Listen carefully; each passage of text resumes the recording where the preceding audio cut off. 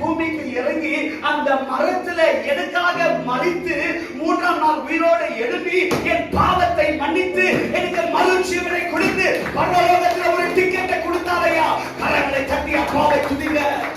என் அப்பாவுக்கு உங்க வாழ்க்கை பற்றி எல்லாம் தெரியும்.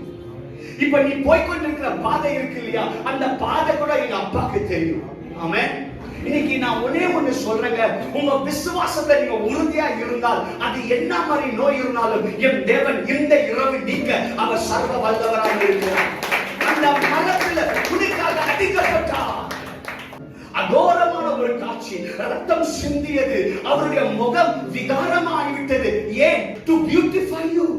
இன்னைக்கு உன்னுடைய வாழ்க்கை அலங்காரமாக இல்லாமல் உன்னுடைய வாழ்க்கை டிஸ்குவாலிஃபை ஆகி உன்னுடைய வாழ்க்கையில சகலமும் தோல்வியில இருக்கா? இந்த இரவு கர்த்தர் சொல்லுகிறார், நான் அதை அலங்காரம் செய்ய போகிறேன். ஆமென். அதை சீர்படுத்த போகிறேன். உன்னை நான் நடத்தி உனக்கு வாழ்க்கையில ஜெயித்து கொடுக்கிறேன். என்னை சும்மா நீ நம்பு. ஹalleluya.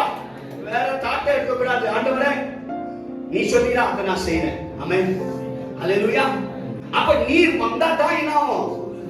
அப்ப எங்க வரணும்? ஆண்டவரே எனக்குள்ள வர வேண்டும்.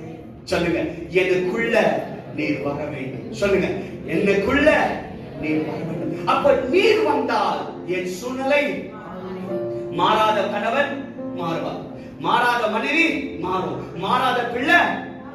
ஏன்னா மாறாவின் அனுபவத்தை மாற்றதான் இயேசு வந்தார். கரங்களை தட்டி அப்பாவை துதிங்க. All things are possible. Amen.